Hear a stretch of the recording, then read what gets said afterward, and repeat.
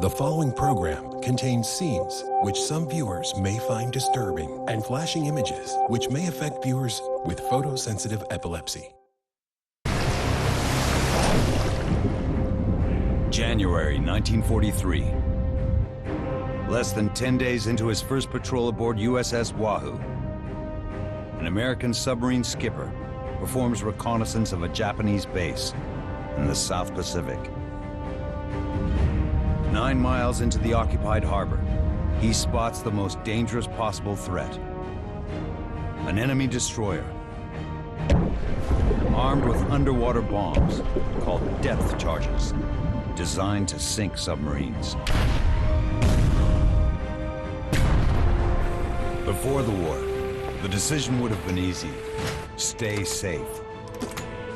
But to defeat Japan, they'll need a new generation of commander to take the offensive and pursue every contact against each enemy ship, putting his vessel and crew in the line of fire.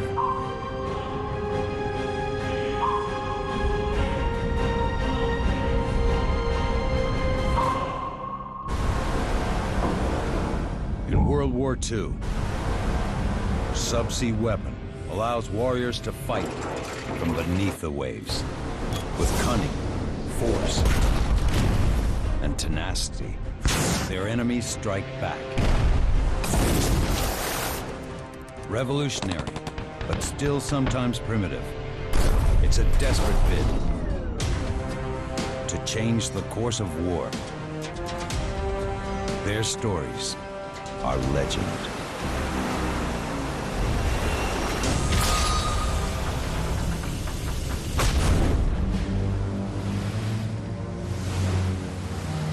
(1 p.m., January 24th, 1943. As the new commander of USS Wahoo, Dudley Morton discovers a Japanese destroyer in Wewak Harbor. The safe choice is to remain concealed and retreat unnoticed. If they're spotted, the waters here are too shallow to avoid a sustained depth charge attack. But Morton is determined to inflict serious damage on the enemy's fleet. The destroyer will not be spared. He positions his submarine 3,000 yards from the destroyer and prepares for attack. His strategy is to fire 3 torpedoes, betting at least one will hit. TDC, give me a 1-degree spread on each of those fish. We're gonna fire tubes 2, 3, and 4. Fire 2.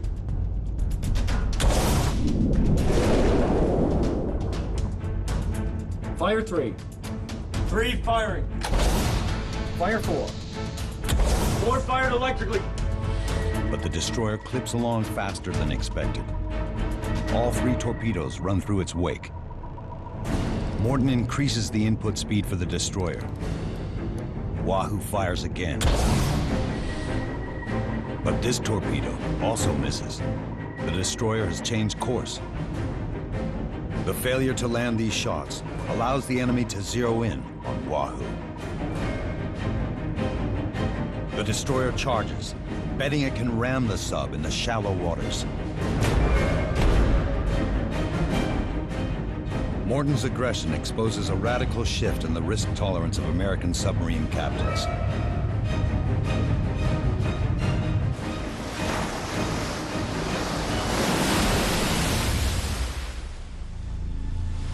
This scenario would have been unimaginable aboard Wahoo under its first commander.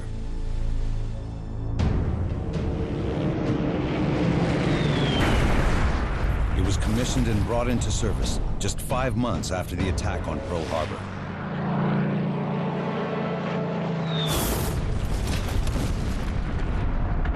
With so many battleships, escorts, and aircraft damaged or destroyed, submarines are charged with taking the fight to Japan to target Japanese merchant shipping. This is going to be a war of attrition. It's going to be fought every convoy, every ship at a time. Wahoo bears the name of a fish, a tradition forged in the earliest days of American submarines. It's a Gato-class sub, 312 feet long and 27 feet across the beam. Its combination of speed, endurance, and payload are almost unrivaled. The Gato is probably the biggest mass production submarine of World War II by a long shot. It's about twice the size of what the Germans did. It's big for a reason. It's big because it's designed to operate very far from home for a long time. There's sufficient food and supplies on board for the crew to remain at sea for 75 days.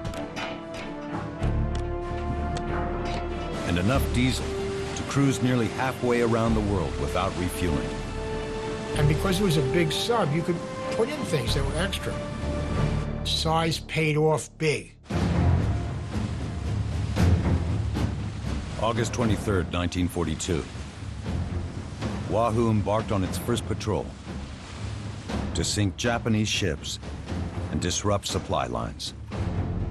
Unfortunately, its leadership did not live up to the boat's promise. The skipper was Marvin Kennedy.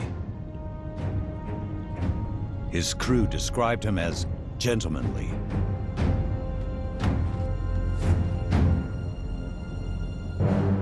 The U.S. Navy spent peacetime years training its submarine force as scouts to collect intelligence and avoiding contact with the enemy.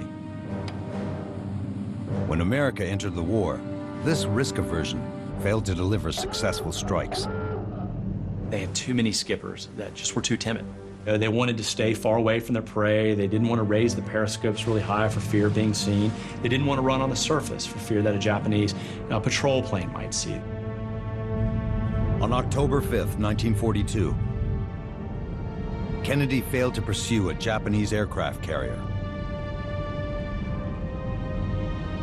The crew watched as one of the most prestigious targets of the war sailed from their grasp. They've put a lot at risk, long distance travel. They're putting themselves in harm's way. And then to not attack aggressively and get the sinking is demoralizing. It has to hurt their morale, and Kennedy has to see it as well. The second patrol wasn't much better.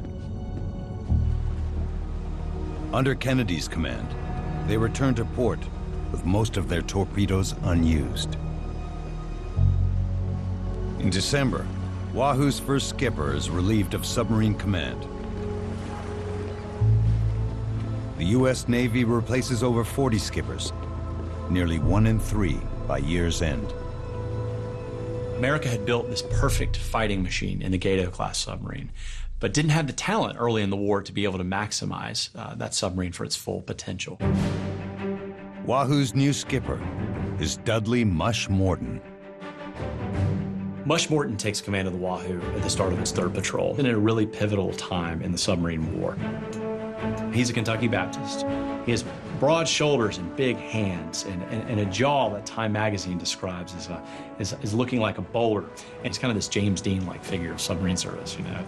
Morton watched Kennedy fumble Wahoo's second patrol before taking command. He promises his men this time will be different. Morton recognizes that a lot of submarine skippers aren't as aggressive as they need to be in order to truly fight the Japanese. He sees a lot of weaknesses in the strategy that others are employing. Then, once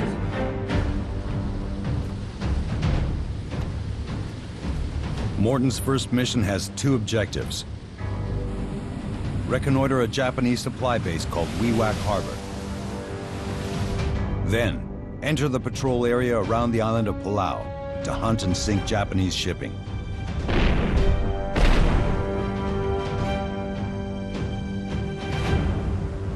Wahoo leaves the submarine base in Brisbane, Australia, January 16th, 1943.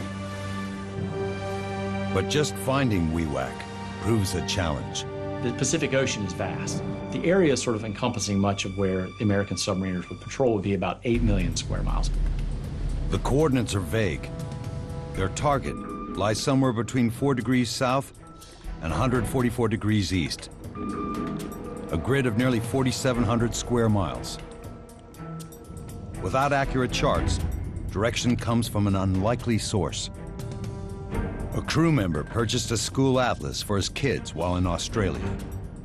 One of its maps narrows the search for Wewak. They use it to produce a hand-drawn version as a navigational chart. With headings laid in, the crew proceeds on the surface towards Wewak, even during the daytime. This way, the sub can travel at over 20 knots or 23 miles per hour. Submerged, it can only push 9 knots for short bursts. It's faster, but makes the sub much easier to detect. Morton mitigates the risk with extra lookouts.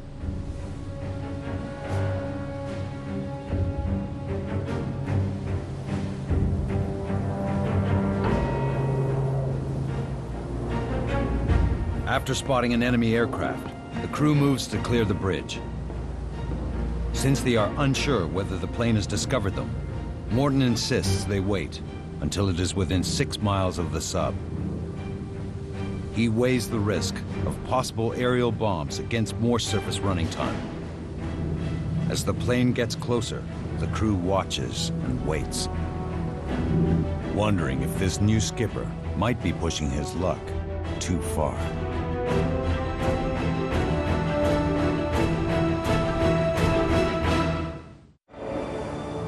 It's a risky game. Planes armed with bombs are submarine's deadliest threat.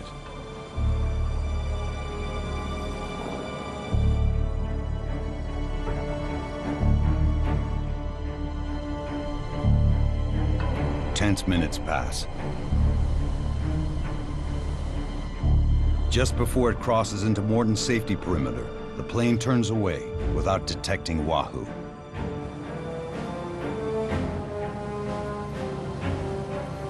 Morton saves time averting the crash dive and keeps the crew's eyes peeled for targets, asserting their mission to sink ships.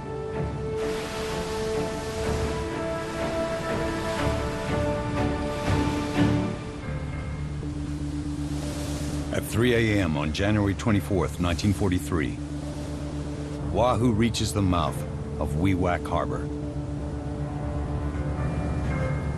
Perched on the edge of a fiercely protected shipping route in the Bismarck Sea, it shelters a Japanese supply base on the north coast of occupied New Guinea. Bases at Wewak Harbor are positioned in such a way so that the Imperial Japanese forces can very quickly mobilize and strike out and knock off some of the supply lines to Australia. Morton makes the decision to prowl the shallow bay.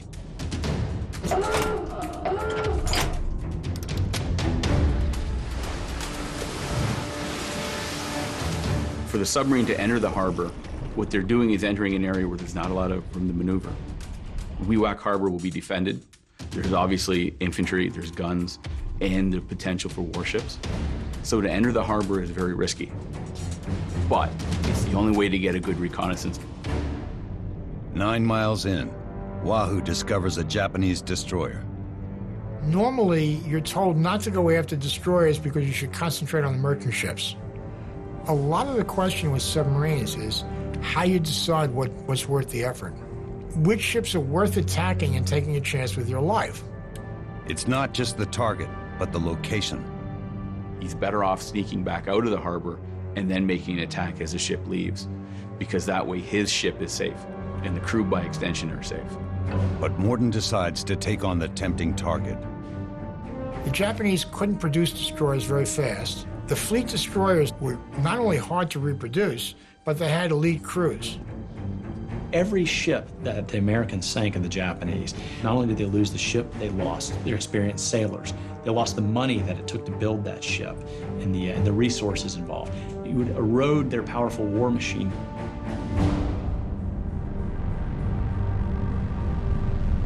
Before he strikes, Wahoo's captain gambles on a surprising substitution. He hands control of the periscope to his second-in-command. Lieutenant Commander Dudley Morton is revolutionary in the way he conducts attacks from his submarine. He uses his executive officer on the periscope as the co-approach officer, and he sets up the attack in his head without being slave to one particular area, in this case the periscope, which is traditional for submarine captains. It's really easy if you're looking through the periscope to get hung up on exactly what you see in that narrow frame of field. Morton believes it's much better for him to be able to sort of step back, have that 30,000-foot view of the whole battlefield, because it's constantly evolving, it's constantly changing, and he needs to be able to be focused on the big picture. The job goes to Richard Hetherington O'Kane. You only get a few shots of looking through a periscope. What you do is you make a guess as to where the target is and how fast it's going and what direction. Takes a quick look around with a periscope. It'll be supplemented by other things, but it's really all on his shoulders. Distance 2,200 yards and decreasing. O'Kane calls the destroyer's range. Morton plots the attack. Fire 3. 3 firing. As he fires 3 torpedoes, it costs Morton an eighth of Wahoo's ordnance, but increases the odds he'll sink the target before it sinks him. When the first 3 torpedoes miss, Morton increases the destroyer's speed in his calculation to 20 knots and fires. They miss again. Wahoo has expended its ammunition to no avail. Worse, they have drawn the attention of the sub-destroyer. You're a submarine officer. As long as you're submerged, not bothering anybody, you're invisible and you're safe. Every time you fire a torpedo, if it's visible, that gives the other side an incentive to get you. But Morton does not attempt to dive into darkness. He leaves the periscope up, announcing Wahoo's exact position. He has just 2 more torpedoes loaded in the forward tubes. The destroyer charges. Ramming a submarine to damage its hull is a crude but effective tactic. For Wahoo, the close proximity leaves no time to evade if its torpedoes miss. The only option left is an extremely risky shot. Sailors call it down the throat. Morton aims a shot straight at the ship's narrow bow. He has no other option. If he doesn't, the destroyer has all the speed and maneuverability to pound him into the silt, and there's nothing he can do about it. So he's forcing him to attack and trying to change the attack into a situation where he can have the advantage. As the destroyer closes in, Morton's timing has to be perfect. If they fire for more than 1,200 yards, the destroyer has time to evade. But within 700 yards, the torpedo won't have time to arm and detonate. I fired 2. They release 2 torpedoes.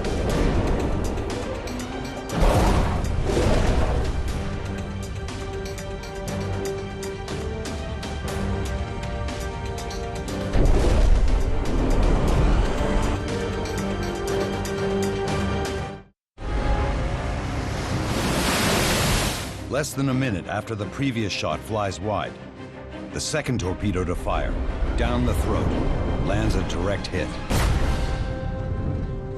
The blow cripples the destroyer's hull. We got a hit. Wahoo plunges deep under the damaged ship to avoid a collision and escape the carnage.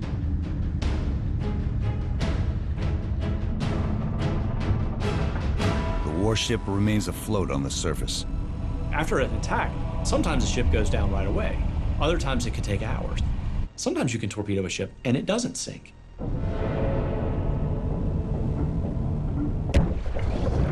The wounded ship starts to drop its cache of depth charges.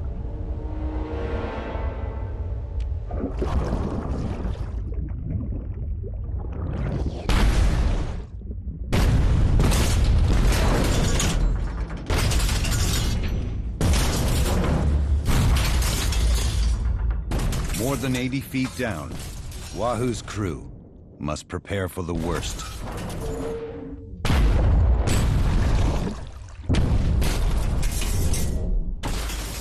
A depth charge attack can be a truly terrifying thing for these submarine sailors, because you're in a windowless boat, so you can't see where the danger is coming from. You're just trapped in this tin can with explosions that are shaking your boat. There's a lot of noise. They go off. You hear them go off. It's nerve-wracking.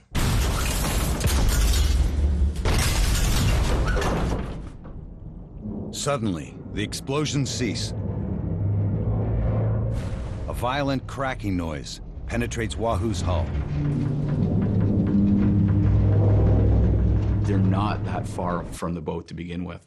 So you can hear this right through the hull, the sound of the water rushing, the sound of the boilers exploding, and certainly the sound of steam and water boiling. The crew recognizes the sound of the doomed destroyer's boilers hitting cold seawater. The destroyer is split open. Wahoo ascends to periscope depth to confirm the kill. It burns as its bow tilts into the sea.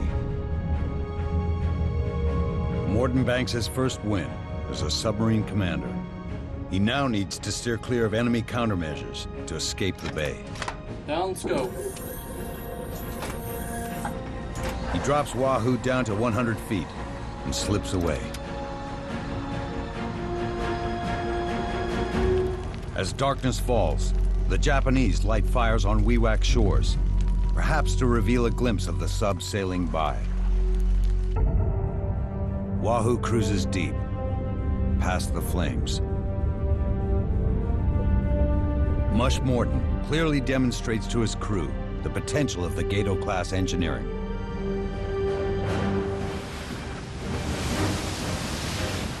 And despite the victory, he's not ready for home. They have 18 torpedoes left to sink Japanese ships. Morton and his new crew are just getting started. The next leg of his patrol takes Wahoo north,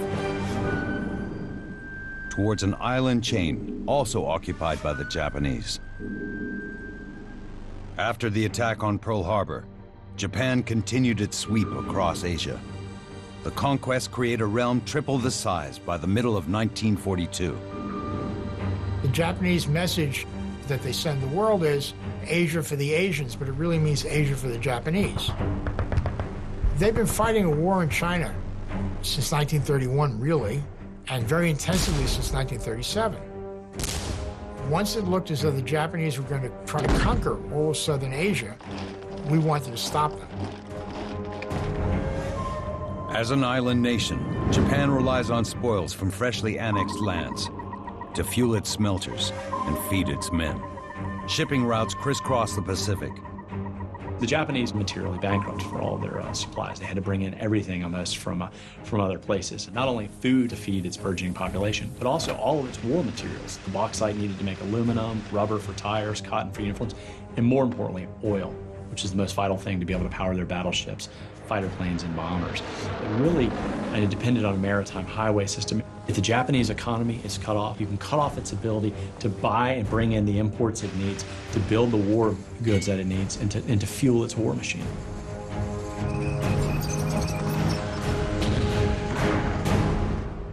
In 1943, Chester William Nimitz commands the American Pacific Fleet. His forces practice unrestricted submarine warfare in the Pacific. Unrestricted submarine warfare means if I see it, I sink it. Once everything is fair game, that's total war. Under Nimitz, submarines are assigned to specific patrols to attack the Japanese.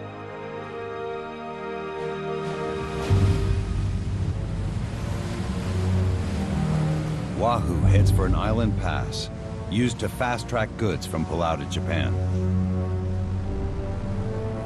Palau exports key natural resources. There's bauxite, which is used for aluminum, which becomes the airframes for the Japanese aircraft. And secondly, of course, phosphate for fertilizer. You can fertilize your crops and get better food production. But operating in these waters won't be easy. To help tip the balance, Wahoo needs to locate enemy ships. More than 30 hours into the search, the crew spots smoke on the horizon. Captain, you might want to see this.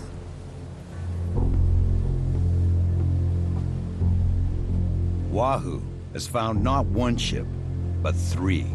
A Japanese convoy. 2 freighters carry goods. The 3rd is a troop transport.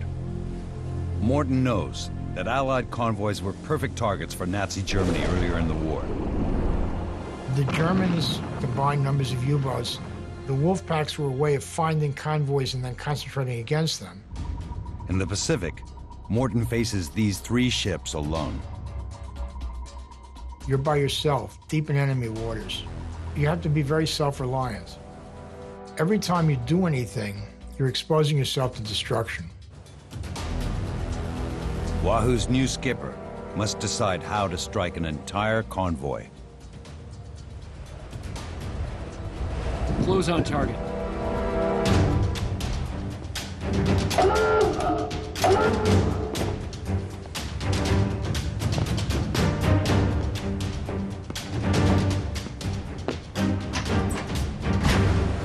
In January 1943, an American submarine has not successfully attacked a Japanese convoy.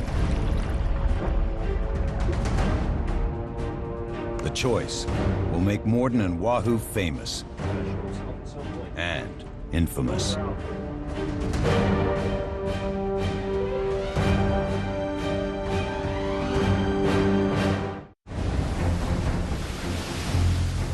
In January 1943, USS Wahoo stalks a Japanese convoy near Palau in the South Pacific. The assault will expose Dudley Morton's submarine much longer within enemy waters than attacking one ship. Submarines are uniquely vulnerable to attacks from depth charges, aerial bombs, even gunfire. The more aggressive you are, the more chances you give the enemy to get you.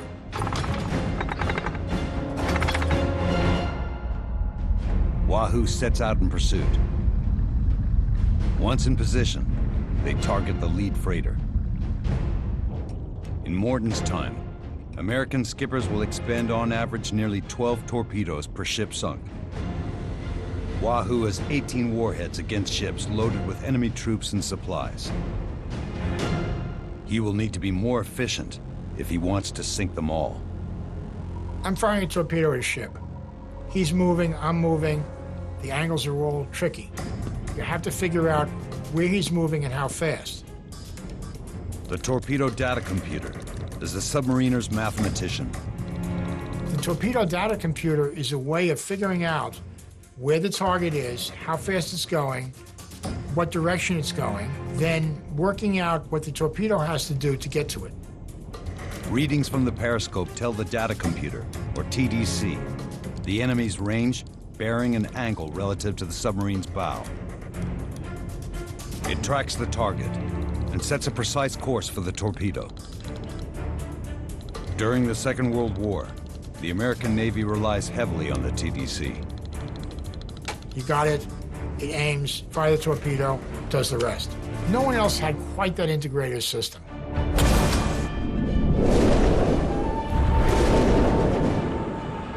The first 2 torpedoes race towards a Dakar Maru, a Japanese freighter with a 56-foot beam. Morton quickly turns on her sister ship, a 475-foot-long Arizona Maru. Stand by 4. 4 on standby. Fire 4. The Mark 14 steam torpedo leaves a wake, a very visible wake in the water. So as the torpedo is fired, you're literally identifying your location with a line from where the torpedo is to where you were. The longer you take the fire, the greater your chance of being caught. The first 2 torpedoes hit their mark. The Dakar Maru starts to list, but only one of 2 torpedoes meant for the second freighter strikes and just slows the Arizona Maru down. With 2 ships wounded, Wahoo's skipper shifts his focus to the third, Stand by 3. a Siwa Maru transport, the convoy's prize. If it's carrying people, you are literally eliminating the threat of a brigade or a division, which would, in the end, the Marines would have to storm the beach to defeat. Morton decides to fire 3 torpedoes into the transport ship. Fire 3. It draws down Wahoo's supply of ordnance, but it increases his chance at a kill. Morton doesn't want to let it get away. He knows the ship is probably loaded with troops key to Japan's war effort, on their way to fight Americans. 2 of the 3 warheads hit. The transport is crippled. But the second freighter returns to the fight and charges straight at Wahoo. It's a tactic called ramming. If you can ram the submarine, your chance of escape obviously is very, very high. If you try to run away, the submarine will always catch you. So by charging it, what they're trying to do is eliminate the threat the only way they can. For the second time in 3 days, Morton's submarine faces a charging ship. For the second time, they don't back down. Up until this point, submarine skippers would go out and they would shoot at a ship and hopefully sink it, and then they would often retreat. And rather than go in and just fire and then flee, he came back time and again. Wahoo fires 2 more torpedoes at the charging freighter.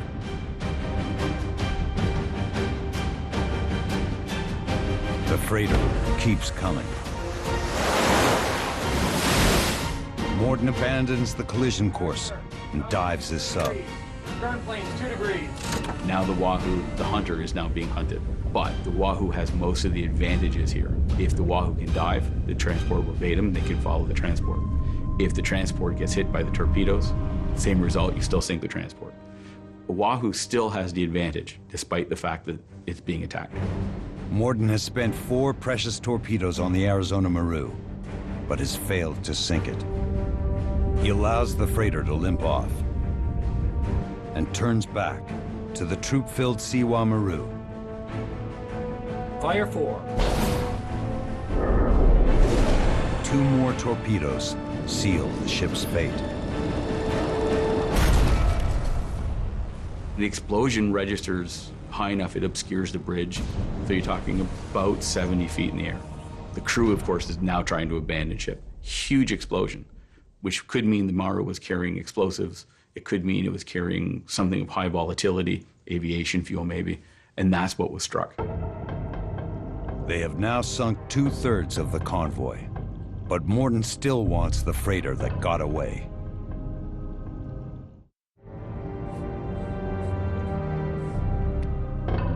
The Maru has now been joined by a tanker. But the cost of attacking 3 targets from underwater scuttles the plan. While Wahoo is submerged, it runs off of 250 lead-acid battery cells, each 4 feet high. They could stay underwater on battery power for up to 48 hours, but only if they're going at 2 knots, which, that's only about 3 miles an hour. I mean, that's the pace most people would just go walk. After hours of running and gunning, Wahoo's batteries are drained. Morton must call off the chase, and he's forced to surface. 2 engines are sacrificed to recharging. With limited speed and range, he decides to circle back and check on the target he hit earlier. The transport sinks slowly enough that those on board get into the boats. 20 Japanese lifeboats dot the Bismarck Sea. Hundreds of men are in and around them, victims of Morton's torpedoes, but also declared enemies who Morton believes are committed to destroying Americans. He thinks they're troops, they're going to go ashore, they'll still be effective ashore, they'll be killing us when they get there. Better to kill them now. He thinks of the boats as legitimate targets. And if they're legitimate targets, of course you shoot them up.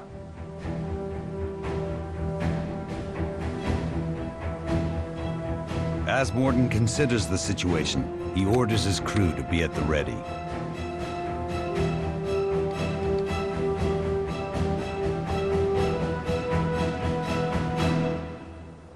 Fire! But Morton is wrong about these troops. He orders his gunners to go ahead and open fire. He doesn't know it, but a lot of these people in the water are actually Indian POWs that the Japanese have actually picked up. And he assumes that they're all just Japanese soldiers, troops that may be being transported. And they go on and they end up shooting and killing 195 of these Indian POWs, in addition to about 87 Japanese troops.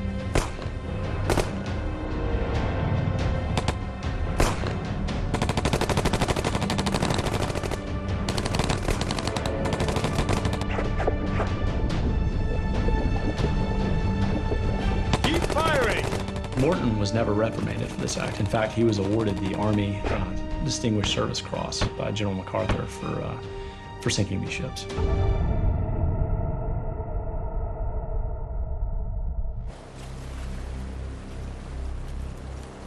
We tended not to think that you should shoot up survivors. However, it was also an extremely savage war in which Japanese survivors often kept fighting. So that also feeds into what happens.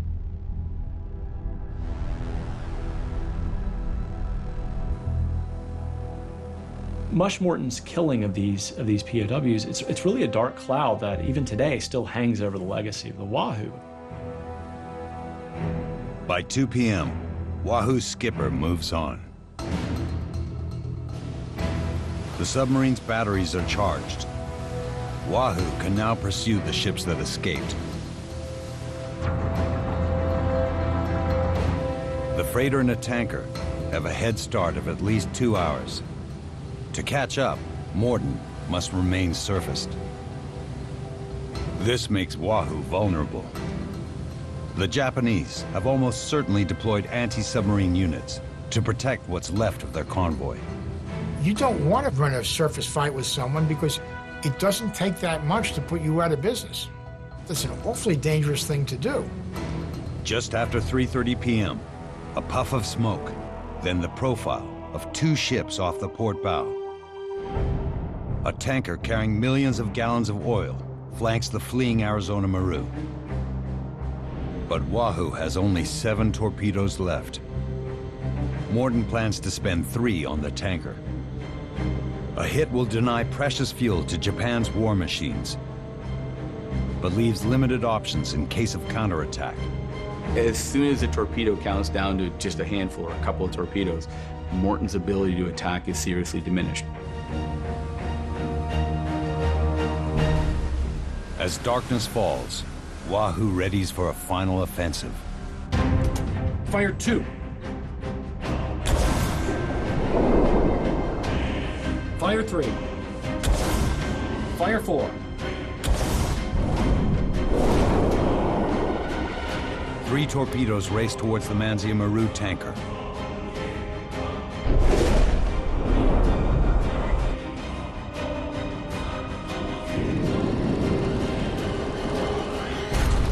Just one hits,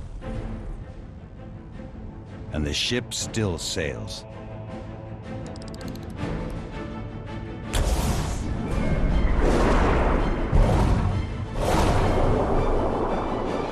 It costs 2 more to halt the tanker. Morton has 2 torpedoes left to sink the freighter he's chased for hours. Before he can fire, the Maru launches its own attack. Munitions light up the night sky. Shells drop into the water, and some ricochet over the periscope. The submarine sacrifices armor plate for stealth. So if that hull is punctured in any way, shape, or form and can't be repaired, that submarine can never dive, which means its greatest chance of survival in enemy-controlled waters just vanishes. So to be on the surface and under direct fire from a ship, whether a destroyer or a transport, is extremely scary. And for the crew, extremely dangerous. Fire 3. January 1943, off the coast of Palau in the South Pacific. A submarine commander has downed a Japanese freighter and a troop ship. An Arizona-class freighter from the convoy now attacks the American crew. Scope down.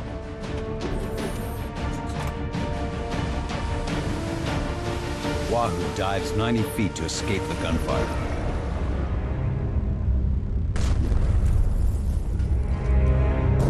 crash of shells continues to echo through the hull.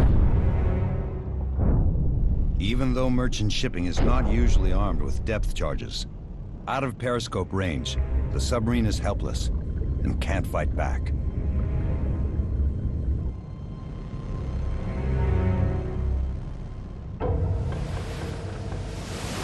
About 15 minutes later, Morton creeps back to the surface. The freighter has stopped firing. But a cold light sweeps over the horizon. A submarine-killing destroyer is now on the hunt for Wahoo. Morton doesn't have the firepower to take it on. There's not much you can do about a destroyer. They're often as fast or faster than you are. So it puts the submarine at a major disadvantage. But Wahoo's skipper makes the decision to finish what he started. As the destroyer closes in, Morton fires his last 2 torpedoes at the final ship of the original Japanese convoy.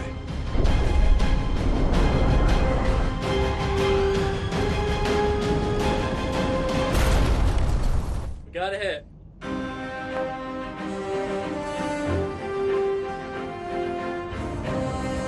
The freighter slips from the light.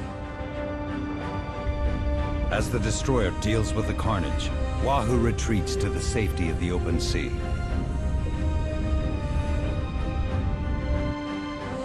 Commander Mush Morton gets his kill.